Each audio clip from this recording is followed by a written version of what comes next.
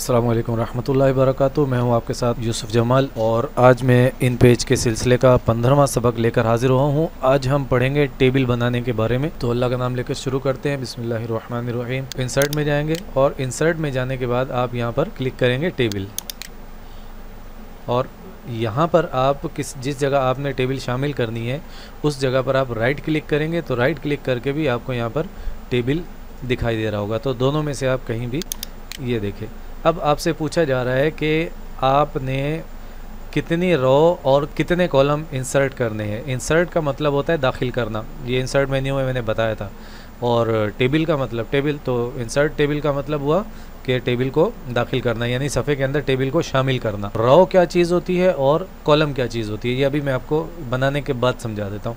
तो हम फ़र्ज़ी तौर पर यहाँ पर कुछ तादाद लिख लेते हैं। मिसाल के तौर पर हम कहते हैं कि 4 रो और 8 कॉलम चाहिए। इसके बाद लिखा है कॉलम विड्थ, तो कॉलम अभी समझाता हूँ, और विड्थ कहते हैं चौड़ाई को। कॉलम की चौड़ाई आपने कितनी रखनी है, ये आमतौर पर 8 ही होती है, इसको हम बाद में रद्दोबदल कर सकते हैं। तो आगे चलते हैं, बस इसको ओके करते हैं। ये देखिए, ये मैंने ओके किया, कुछ भी नहीं हुआ, हो चुका है।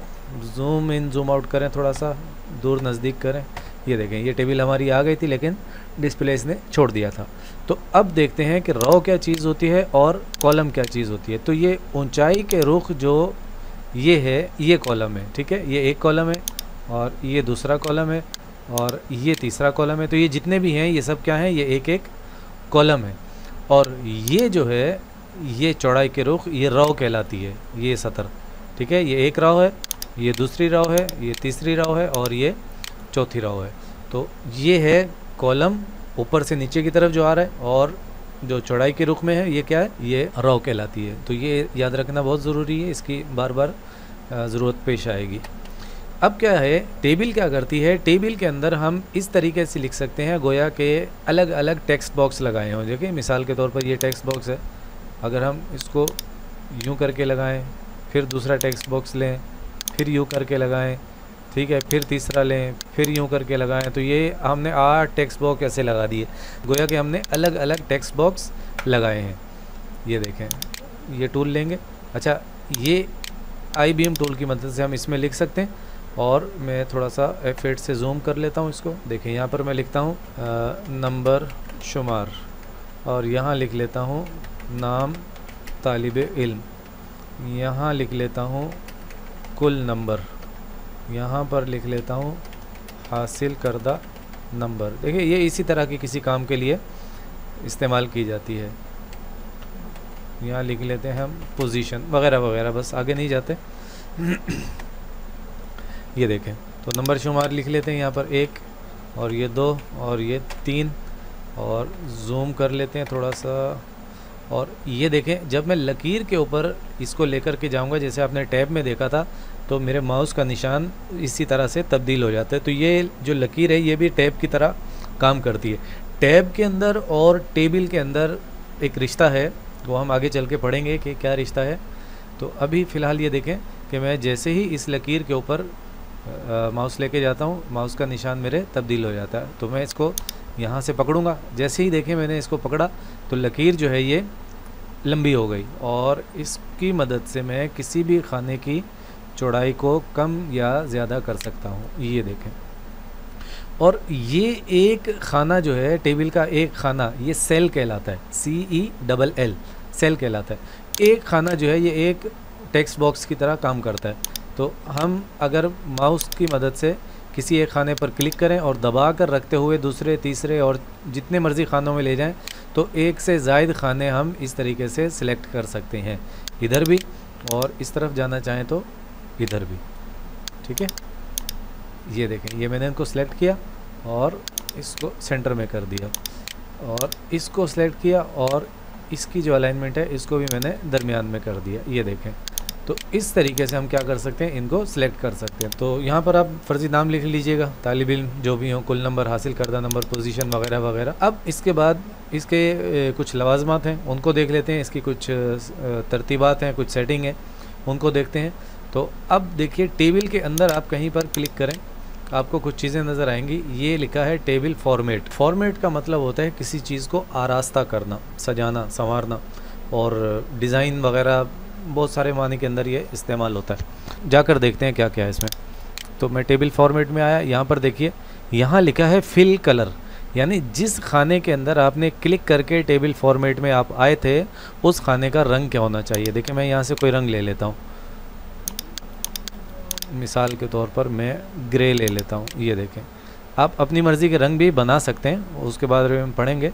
तो देखिए मैं ओके किया, आपने देखा मैंने इस खाने के अंदर राइट क्लिक करके फॉर्मेट में गया था तो इस खाने का रंग क्या हो गया, तब्दील हो गया। अगर आपको एक से ज़ायद खानों का रंग तब्दील करना है, मैं इसको कंट्रोल Z करता हूँ, ये अंडू हो गया। अंडू के बारे में वजाहत कर चुका हूँ। ये खाने मैंने एक साथ सिलेक्ट किए और राइट क्लिक किया, और राइट क्लिक करने के बाद, अच्छा याद रहे कि सिलेक्शन करने के बाद आप राइट क्लिक कहीं भी कर सकते हैं। देखें यहाँ करें, यहाँ करें, यहाँ करें। जब आपने सिलेक्ट कर लिया तो अब आपका काम वहीं होगा जहाँ आपने सिलेक्शन की, और अगर सिलेक्शन नहीं की तो काम वहाँ पर होगा जिस खाने के अंदर आपका कर्सर मौजूद होगा। तो ये मैंने राइट क्लिक किया, टेबल फॉर्मेट में गया और यहाँ जाकर मैं इसका रंग तब्दील करता हूँ। ग्रे ले लिया, ग्रे सफ़ेद और स्याह का दरमियानी रंग होता है। ये देखें, आपने देखा कि इसका रंग तब्दील हो गया। अल्फाज आपको थोड़े टूटे फूटे दिखाई दे रहे हैं, ये सिर्फ जूम इन जूम आउट करने से दुरुस्त हो जाते हैं, इसके बारे में फ़िक्रमंद होने की ज़रूरत नहीं, वही डिस्प्ले वाला मसला है। दोबारा जाते हैं जनाब और मज़ीद देखते हैं टेबल फॉर्मेट में क्या है। इसमें हम गए और यहाँ पर लिखा है बॉर्डर। तो ये जो तीन चीज़ें हैं, कलर, स्टाइल और विड्थ, ये हमें इसके बॉर्डर के बारे में बता रहे हैं। बॉर्डर से मुराद ये एक सेल का ये वाली जो लाइन है ये इसका बॉर्डर है। तो अब हम देखते हैं कि इसमें क्या तब्दीली आती है। टेबल फॉर्मेट में गए राइट क्लिक करके और यहाँ जाने के बाद मैं बॉर्डर का कलर मेजेंटा कर देता हूँ। चलें अब गौर कीजिएगा ज़रा, जूम इन जूम आउट करते हैं। ये बहुत बारीक है, इस वजह से हमें दिखाई नहीं दे रहा, इसको थोड़ा मोटा करते हैं। दोबारा टेबल फॉर्मेट में जाते हैं और यहाँ से हम इसकी विड्थ का मतलब चौड़ाई 2 पॉइंट कर देते हैं ताकि ये थोड़ा वाज़े होकर दिखाए। आप देख रहे हैं, थोड़ा सा जूम कर लें, राइट क्लिक करें, 300% जूम कर लें। ये देखें, तो इस खाने का जो रंग है वो क्या हो गया, इसका जो बॉर्डर है वो किस कलर का हो गया, मेजेंटा कलर का। यहाँ पर आपको एक और लकीर दिखाई दे रही है स्याह रंग की, वो नीचे वाले खाने की है और ये दाएं जाने वाले खाने की है। तो यहाँ पर हम ये तीन जो हैं इसकी मदद से हम क्या कर सकते हैं, बैरूनी लकीरों का रंग और इन लकीरों का डिज़ाइन, ये देखें यहाँ से नुक्ते ले लेते हैं, और इन लकीरों की मोटाई, ये चीज़ें हम यहाँ पर तब्दील कर सकते हैं। इसके बाद है कॉलम। कॉलम की चौड़ाई कितनी होनी चाहिए। अगरचे हम चौड़ाई इस तरीके से मैनुअल भी तरतीब, यानी मैनुअल का मतलब दस्ती तरीके से हम कर सकते हैं तब्दील, लेकिन वही बात है कि हमें अगर फ़िक्स चौड़ाई चाहिए, मिसाल के तौर पर पूरा 1 इंच चाहिए, 19-20 भी ना हो, तो हम क्या करेंगे, राइट क्लिक करेंगे, टेबल फॉर्मेट में जाएंगे और कॉलम की चौड़ाई यहाँ पर दर्ज करेंगे। क्योंकि ये डॉक्यूमेंट से यूनिट जो है वो क्या हुए हैं, मिलीमीटर में हुए, इसलिए ये हमें यहाँ पर मिलीमीटर दिखा रहा है। इंच कर लेंगे तो इंच दिखाएगा, इसके बारे में बात हो चुकी है। ये देखिए यहाँ पर मैं मिसाल के तौर पर कर देता हूँ 50। आप गौर कीजिएगा कि इस खाने की चौड़ाई क्या हो जाएगी, बढ़ जाएगी। ये देखें, ये 50 मिलीमीटर पूरे हो गया। इसके बाद है गैप। गैप का मतलब क्या होता है, फासला, ठीक है। ये देखें मैं यहाँ पर लिखता हूँ 5 और ये मैंने ओके किया। तो ये क्या हुआ, एक खाने से दूसरे खाने तक कितना गैप आना चाहिए, ये आप देख रहे हैं, इन दोनों खानों के बीच में एक खाली जगह आ गई, फासला आ गया, तो ये गैप कहलाता है। ये देखें, तो आप अगर फासला देना चाहें तो आम तौर पर ये गैप जो है ये बाय डिफ़ॉल्ट होता है, इसको तब्दील करने की ज़रूरत कम ही पेश आती है। और इसके बाद है इंडेंट। इंडेंट के बारे में आप पढ़ चुके हैं, दाएं जानिब से कितना फासला देना है और बाएं जानिब से कितना, और फर्स्ट लाइन कितनी होनी चाहिए। तो जब आप लिखने लगते हैं तो इंडेंट कितना होना चाहिए यहाँ से सेट कर सकते हैं। और ये अलाइनमेंट है, ये बिल्कुल वही अलाइनमेंट है जो हम यहाँ देख चुके हैं, लेफ़्ट है, राइट है और सेंटर है। बाकी जस्टिफाई वगैरह अगर आपको करना है तो वो फिर यहाँ से आप कर सकते हैं। तो ये थी टेबल फॉर्मेट। इसके बाद एक और चीज़ है टेबल लेआउट। तो ये भी आप यहाँ से भी जा सकते हैं, फॉर्मेट में जाएं, टेबल लेआउट में चले जाएँ और यहाँ से भी आ सकते हैं, राइट क्लिक करें और टेबल लेआउट में चले जाएं। तो क्लिक करते हैं, देखते हैं इसमें क्या निकलता है। लेआउट पे हमने क्लिक किया और लेआउट पर क्लिक करने के बाद आप देखेंगे इसमें कुछ बटन दिखाई दे रहे हैं, इंसर्ट और डिलीट, इसको हमने देखना है। यहाँ पर है रॉ और कॉलम। रॉ और कॉलम आप समझ चुके क्या होता है। तो अगर हमने जैसे अभी जो टेबल बनाई थी उसमें हमने कितने कॉलम बनाए थे और कितनी रो बनाई थी, 4/8, यानी उसमें 4 रो थी और 8 कॉलम थे। तो अगर हम चाहें किसी जगह पर रो या कॉलम का इजाफा करना चाहें तो हम टेबल लेआउट में आकर कर सकते हैं। देखिए यहाँ पर मिसाल के तौर पर मैं चाहता हूँ कि एक रो इंसर्ट हो जाए। बिफोर का मतलब होता है पहले और आफ्टर का मतलब होता है बाद। जिस जगह पर हमारा कर्सर मौजूद था, जिस खाने में, आप खाना कहाँ पर शामिल करना चाह रहे हैं, पहले या बाद, तो हम बिफोर पे रखते हैं। आप देखिए यहाँ पर मेरा कर्सर मौजूद था और मैं करता हूँ इंसर्ट। ये देखें जैसे ही मैंने इंसर्ट किया, जिस यहाँ पर मेरा खाना मौजूद था इसके बिफोर यानी इससे पहले क्या हो गया, एक रो जो है वो इंसर्ट हो गई। अब हम देखते हैं एक कॉलम इंसर्ट करके देखते हैं। यहीं पर राइट क्लिक किया, लेआउट में गए और रो की जगह हमने क्या कर दिया, कॉलम कर दिया और इंसर्ट करते हैं। ये मैंने इंसर्ट कर दिया। आपने देखा कि जहाँ मेरा कर्सर मौजूद था इससे पहले एक और खाना शामिल हो गया। दोबारा लेआउट में जाते हैं, राइट क्लिक किया, लेआउट में चले गए और अब हम क्या करते हैं, हम कहते हैं कि ये जो पहले वाली जो रो है इसको क्या करो, डिलीट कर दो। ये जनाब मैंने डिलीट कर दी। अब आपने देखा कि जिस खाने के अंदर मेरा कर्सर मौजूद था उसके पहले वाली रो क्या हो गई, डिलीट हो गई। इसी तरह से आप कॉलम को भी डिलीट कर सकते हैं। तो ये लेआउट का काम है। इसके बाद एक चीज़ है, देखिए मैं इन दोनों खानों को सिलेक्ट करता हूँ और सिलेक्ट करने के बाद राइट क्लिक करता हूँ, राइट क्लिक करके दोबारा टेबल लेआउट में जाता हूँ। अब एक बटन रह गया है मर्ज सिलेक्शन। आप समझते हैं, बात हो चुकी है इसके बारे में, किसी चीज़ को इंतखाब कर लेना। तो ये मैंने इस वक्त 2 खाने जो हैं टेबल के सिलेक्ट किए हुए हैं और मर्ज का मतलब होता है 2 चीज़ों को मिलाकर एक कर देना, यानी एक को दूसरे में शामिल कर देना। तो मर्ज सिलेक्शन का मतलब ये हुआ कि जिन 2 खानों को मैंने इस वक्त सिलेक्ट किया हुआ है इन दोनों खानों को मिलाकर एक खाना बना दो। तो देखें मैं क्लिक करता हूँ, आपने देखा कि वो 2 खाने क्या हो गए, एक खाने की सूरत में। आप चाहें तो 2 से ज़ायद खानों को भी ऐसा कर सकते हैं, कभी कभार हमें इसकी ज़रूरत पड़ती है। तो देखिए मैंने 3 खाने सिलेक्ट किए, राइट क्लिक किया, लेआउट में गया और मर्ज सिलेक्शन किया। आपने देखा कि वो 3 खाने क्या हो गए, एक खाना बन गए। पहले से जो हमने मर्ज किए हैं खाने, थोड़ा जूम आउट करते हैं ताकि ये देखें, मैं इन दोनों को सिलेक्ट करता हूँ। ये 2 थे, हमने 1 किया, ये 3 थे, इसको 1 किया। अब क्या करते हैं, इन दोनों को सिलेक्ट करके लेआउट में जाते हैं, फिर मर्ज कर देते हैं। अब आपने देखा कि वो जो मर्ज हुए थे वो दोनों भी मर्ज होकर एक खाना बन गए। अगर हम चाहते हैं कि वापस हम इसको जो मर्ज हुए खाने हैं इनको वापस तब्दील कर दें तो हम क्या करेंगे, टेबल लेआउट में जाएंगे। टेबल लेआउट में जाने के बाद क्या करेंगे, स्प्लिट सिलेक्शन। स्प्लिट का मतलब होता है फाड़ना, अलग अलग कर देना। जैसे आपने देखा होगा ना, एसी आजकल जैसे लगा होता है तो पहले जो एयर कंडीशन आते थे उसका पंखा बाहर का जो गर्म हवा बाहर निकालता था वो, और जो ठंडी हवा अंदर फेंकता था वो सब एक ही हिस्से में होती थी। और आजकल क्या होता है, आजकल उन दोनों मशीनों को स्प्लिट कर दिया गया, यानी अलग अलग कर दिया गया। अब गर्म हवा फेंकने वाला पंखा जो है वो कहीं और लगा होता है बाहर की तरफ, और ठंडी हवा वाली जो मशीन है वो अंदर की तरफ लगी होती है। तो वो 2 मशीनें थी और 2 मशीनें एक डब्बे के अंदर होती थी, फिर उनको गोया के स्प्लिट कर दिया गया। सो इसी वजह से उसको स्प्लिट कहा जाता है। तो बहरहाल ये सिर्फ माना समझाने के लिए मैंने अर्ज़ की थी। स्प्लिट का मतलब होता है फाड़ देना, यानी अलग अलग कर देना।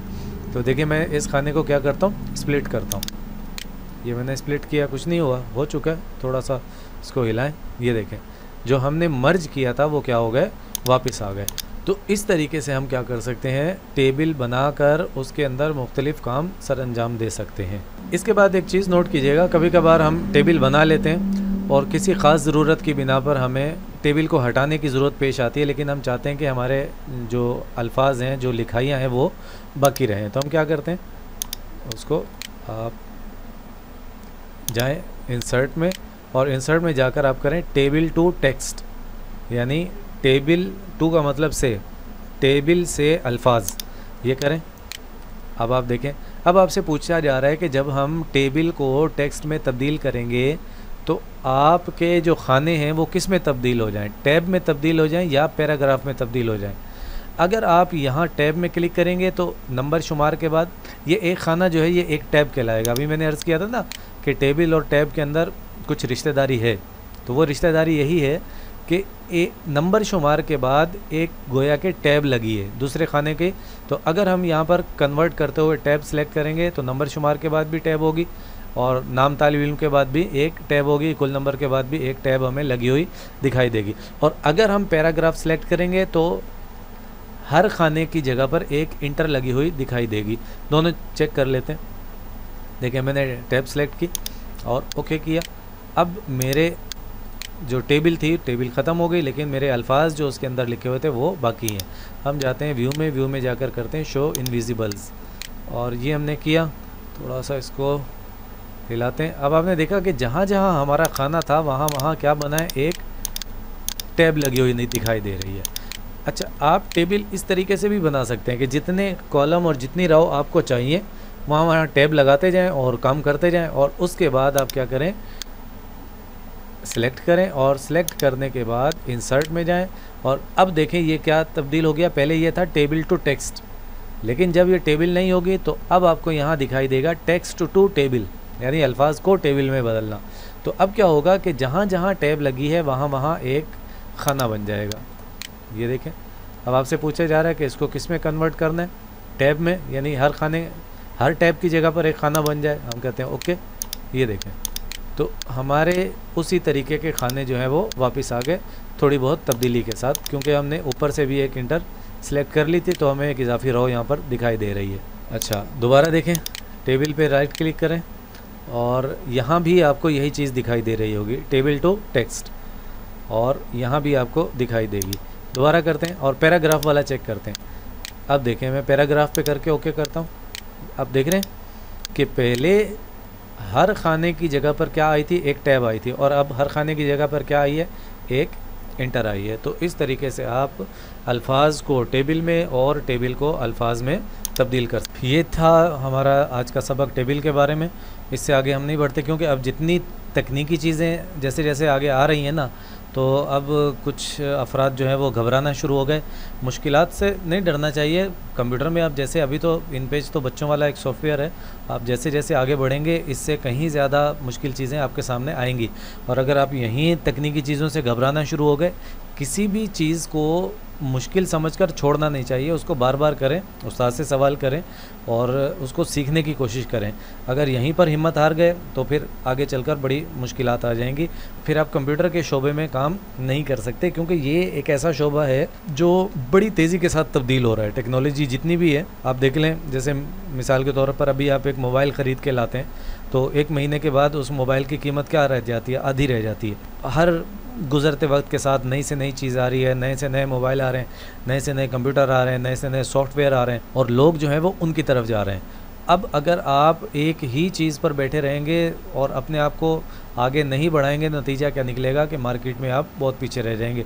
तो अगर आपके पास ये सलाहियत नहीं और ये जज्बा नहीं कि आप नई चीज़ें नहीं सीखते, या फिर आप तकनीकी चीज़ों से घबराते हैं, तो फिर इस शोबे के अंदर चलना जो है आपके लिए मुश्किल हो जाएगा। मैं आपकी हिम्मत नहीं घटा रहा, मैं आपको ये बता रहा हूँ कि इस शोबे में अगर आपको काम करना है तो मेहनत दरकार होगी और बड़ी तेज़ी के साथ आपको अपने आप को ज़माने के हालात के मुताबिक बदलना होगा। मैं गुज़श्ता 16 साल से इस शोबे में काम कर रहा हूँ और इस वक्त 40 साल मेरी उम्र है, और अब भी मैं ये समझ लें कि सीख रहा हूँ। और जैसे मुझे कोई मौका मिलता है तो अभी तक मैं 16 साल काम करने के बाद भी मज़ीद सीख रहा हूँ। तो ये जो शोबा है कंप्यूटर का, ग्राफिक्स वगैरह का, इसमें अगर आपने अपने आप को अपडेट न किया, वक्त के साथ साथ आप आगे न बढ़े, तो फिर आपके लिए बहुत सारी मुश्किलात आ सकती हैं। हो सकता है कि जो चीज़ आज आपने सीखी है 5 साल के बाद वो चीज़ मार्केट में मौजूद ही ना हो, या कोई और चीज़ उसकी जगह ले ले, उससे बेहतर और उससे आसान कोई चीज़ आ जाए।